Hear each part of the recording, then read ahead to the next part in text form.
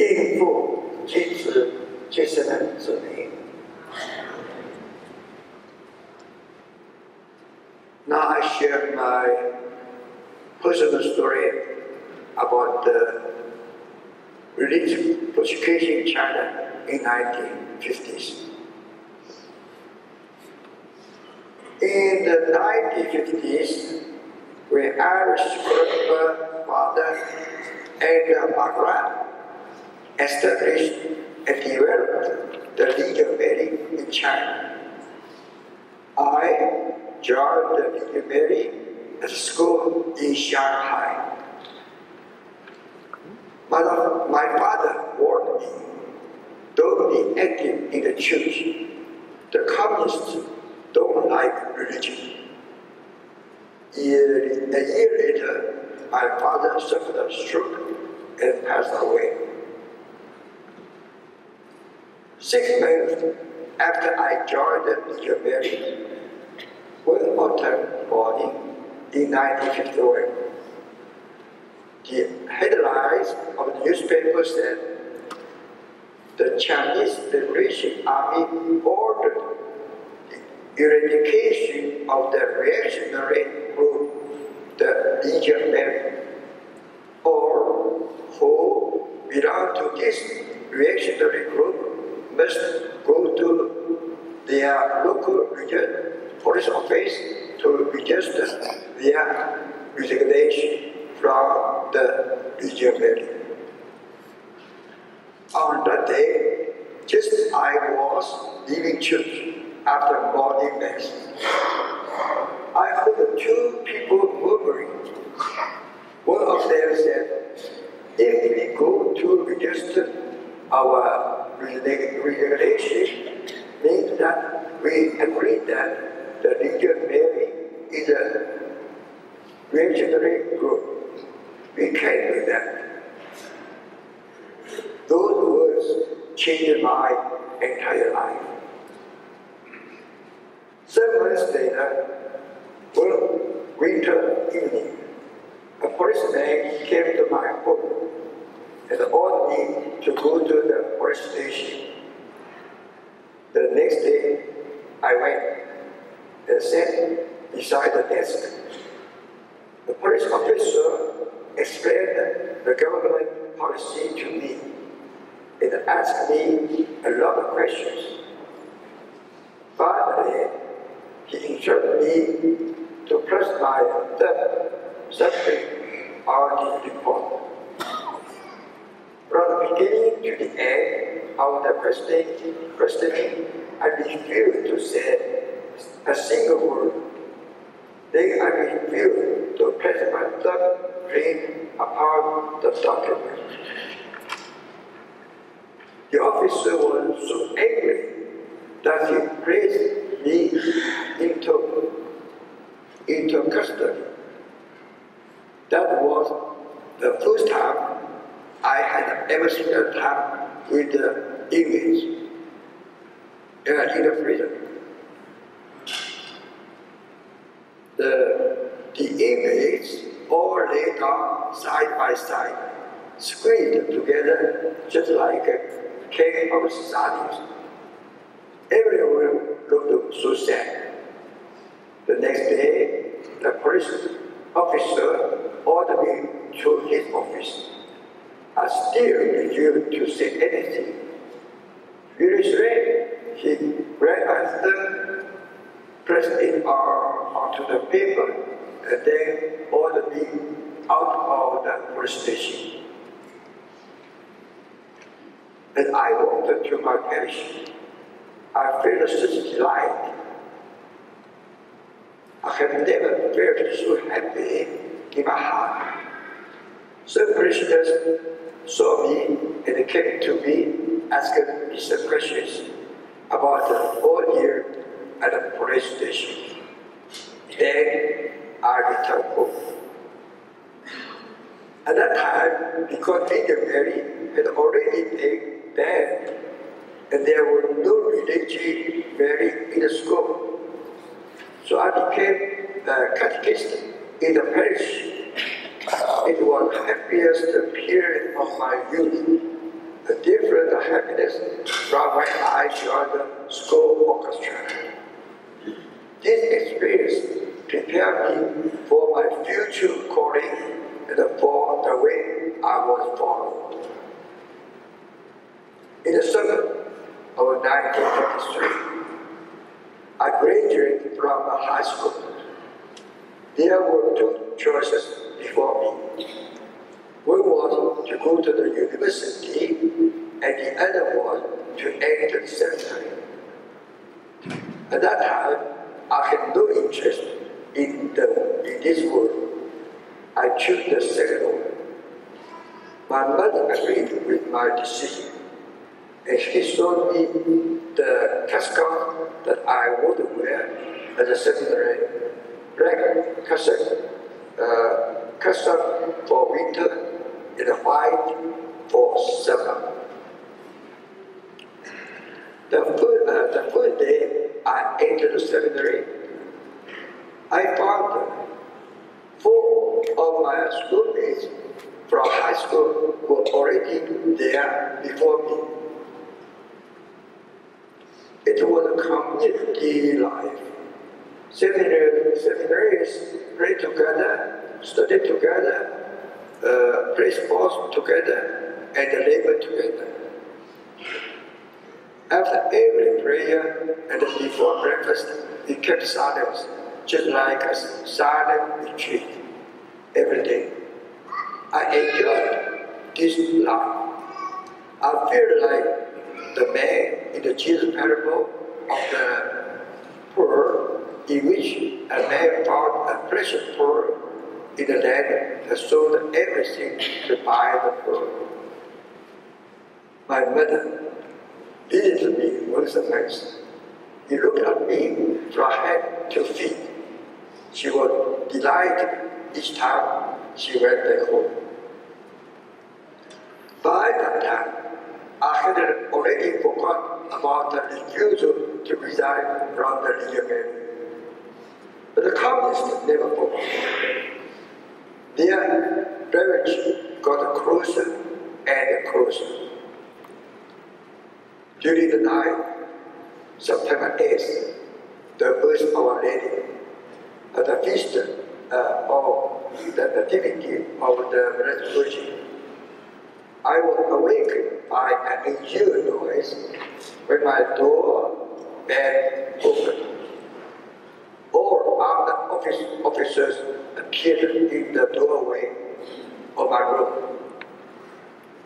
He shouted at me to get up to go to the classroom and to follow him there.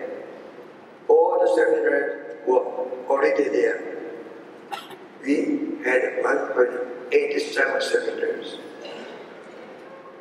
When my name was called, an undercover officer led me to another room, pointed the gun to my chest, and said, "You are under arrest." He then put me into the church in the dark. This time, I was really incarcerated. I looked around the cell. It was quite big, more than 10 persons sitting against the wall.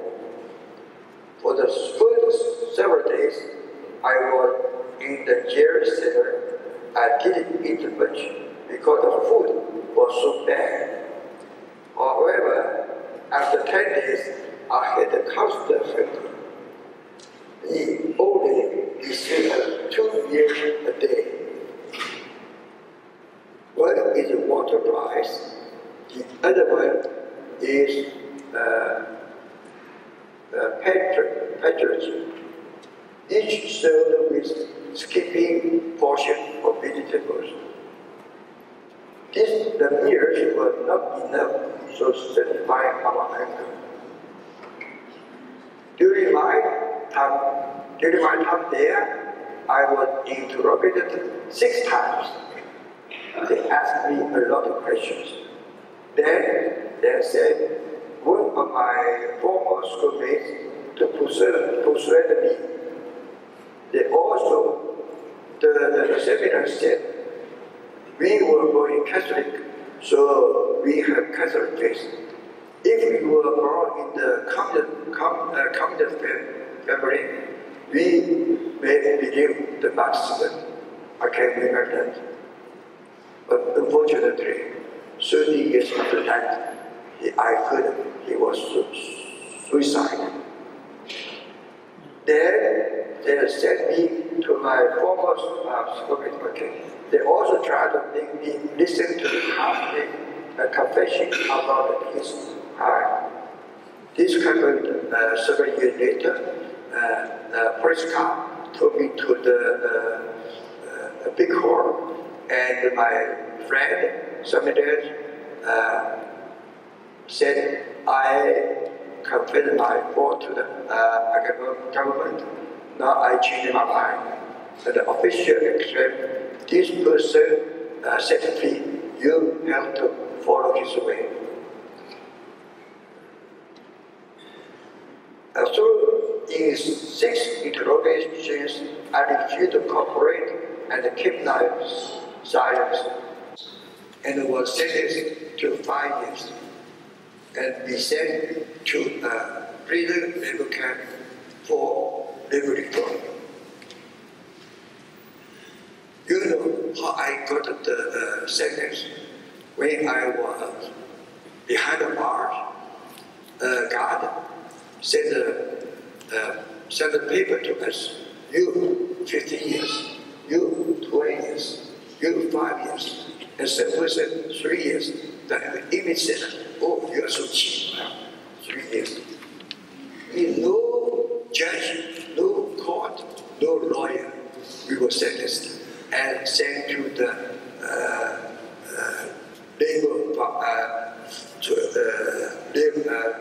the labor. A week before I left Shanghai, I was given permission to write to my mother to her visit. This time, my mother's visit was entirely different from her visit in the seminary.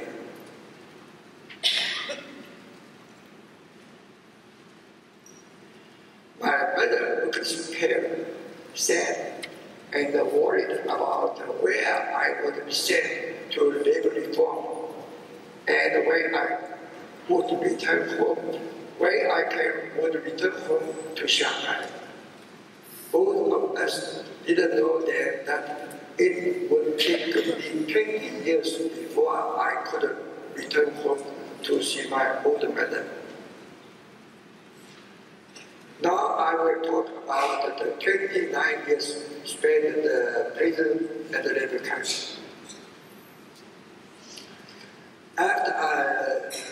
After leaving my hometown of Shanghai, I suffered constant physical, mental, and spiritual stress for more than 20 years. My life was about forced labor,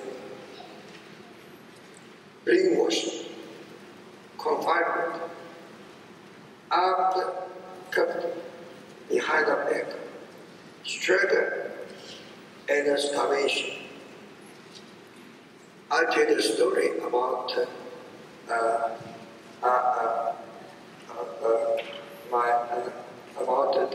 armed covenant. One day, I was leaning on the floor. I was praying. The God called me. No name, the devil. And I followed him to the door. A officer came to me and put handcuff on my back and took me a dark room. It's called a rubber cell because you could not get suicide. And he lifted me up my feet, little brother. I didn't cry, but he said, do you pray anymore? Oh, from that time then, I prayed very cautiously. Nobody knew that I was praying. For example, when I was very tired after labor, later on, people saw me, maybe he tired, But only this time I could pray in my heart. It is not permitted to pray in the prison labor camp. When I came to the United States, I did an image in the police station. Yeah, so they pray very different, just like a different word. Okay, now I continue my talking. Now I will talk about the 29th statement. Truly, it is only with God's mercy that I stand before you today, still alive. There are 4 aspects of my life in the present that I believe you should know, should hear. Because these things must be known and not forgotten. I am one of the last head of still alive to tell you these things. The others are all gone. For example, I worked on my seminary. He was sent to Qinghai province. Only 3 months, he passed away because the condition was so bad. Qinghai province is next to Tibet. The town cold, dry. If you have heart problem, you pass away immediately. And this seminary's mother was a widow. He offered his only son to seminary to a priest, to be learned to a priest. But he passed away in the labor camp. So I think he must be martyred. So sometimes I thought, why I'm still alive? Now I'm 87 years old. But I recalled the Fatima message the lady said to Lucia, I will take the 2 younger Francis and another girl to heaven, and you will stay longer in the world. So Lucia lived about 90 years old. Only 3 or 4 years after 90 years old. And God gave her. First, tell our shop the make a dot, 50 dot, 1, 2, 3, 4, Jerusalem. And there was another seminary, not from Shanghai, from the north. And he came to me, pray together, but the people thought we were walking, but we were praying. Nobody knows. And he gave me the note. We must loyal, faithful to God, loyal to Pope, and apart to Our Lady, something like that. It was precious for me in the labor camp. So I put it in a bag, using a pillar, sleeping. 3 months later, the policeman came arrest me from labor camp to the prison again. Why? And I waited several weeks. Officer came to me, showed me the paper. Who wrote this? Oh, I said, it's my hero. How can it come to your head? You can understand. Because I went on the labor, invested everything, including my period. So they found this, the paper, they saw it's out of law. So they asked me who did it. I could not betray my family, so I never gave answer. But after several talk, they said to me, I really found a person.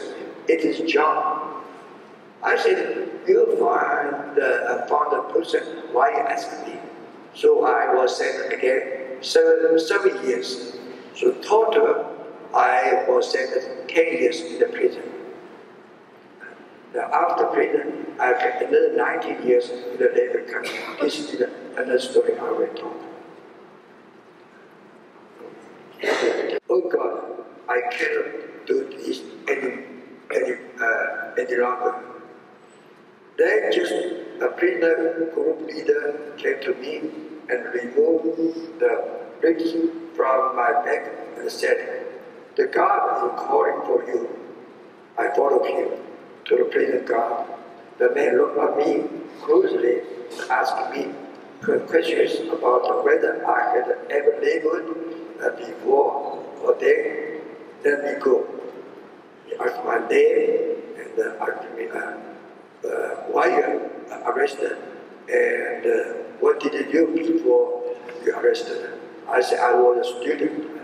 So he saw me very weak. He saw me was very weak. And next day I was transferred to the elderly and weak group to work in the vegetable field. The next few years' life consists of 30 to 60 hours of labor every day during extremely poor conditions. It was called the whole China Msgr. We bring the stones to Msgr. At that period of time, my director, who became bishop, and ordered me. So we were in the same factory. He said to my mother, "Your son was the clothes." Because I was young, 24, 25 years old. He was already 50. And I also put the millstone from morning to night. You can remember Samson. He was cut out the eyes and put the mirror. The same job, just like a donkey. I watered the field at night, and I added on my shift. I couldn't take off my hands because they have become frozen in the cold weather.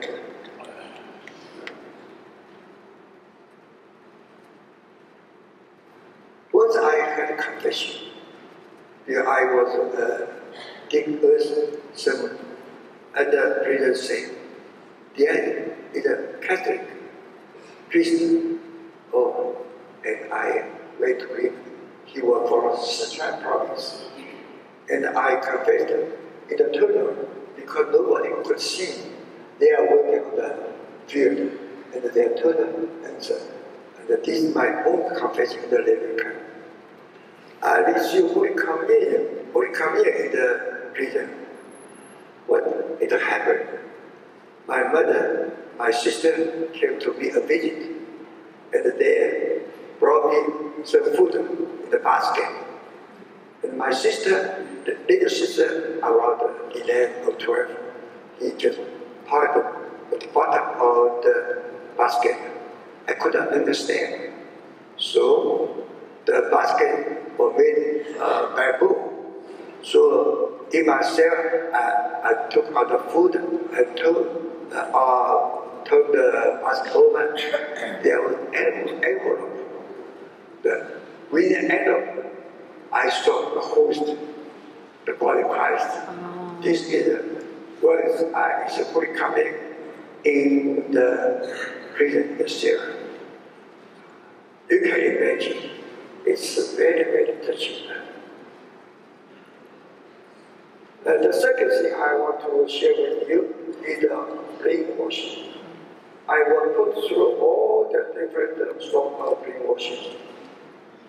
There was a lot of propaganda against the Jews, Catholic Jews. The communist label the Catholic Jews as the political influence of the American imperialists. They said me an ex-colleague who betrayed the Jews and come to me to serve me. He said the faith couldn't be changed. But I didn't change anything. If I were, one time, along with other Catholic youth were taken to a big hall, and there was a seminary, public, and submitted to his crime and denounced his faith. The county official quickly announced his release. Even in the labor camp, we had to study communist political lesson after 2 hours after supper. That it was only with prayer that I was able to resist all the temptation to give in. The third thing I want to share is my physical fortitude. We had to endure. Once I was praying against the war, God called me to see an official. Maybe I told them already. The official took my hand. Another time I was forced and accused to try to escape from the penal factory. There without any investigation, I was put in a tiny confinement space about the big size of the large doghouse. I could not stretch out arms, I couldn't stand, or the city or lay on the straw. When could only run into it. I called the prison with the prison. For 9 days and the nights I was in the dark and the dirty confinement. Within the prison labor camp, there was no human right at all. I would be forced to kill them for more than once. Finally, I want to talk about the starvation. In the prison, I only received 2 meals a day. So inmates suffered from hunger all the time. Some thought that we could get more food in labor camp, but it would turn out to be about the same. One day in 1960, after 10 hours of physical labor in the penal farm, we shared all given 60 pieces of beans for supper. We hoped to get another bread, but no more. Many people starved to death that year. As a young man, I weighed only 82 pounds. Many years of the hardship followed. I eventually got out of the labor camp. And on my own accord in 1984, and was secretly ordained a priest. I will share this story after the lunch. I started to my ministry. I want you all to know that I thank God for leading me through all the hardships. I believe Our Lady protected me all the way in the camp because she never forgot I was persecuted for her sake and for the Legion marriage. This is the end of my today's talk. May God bless you all with His peace and joy. Trust in God's mercy. In the name of Father, Son, Holy Spirit. Amen.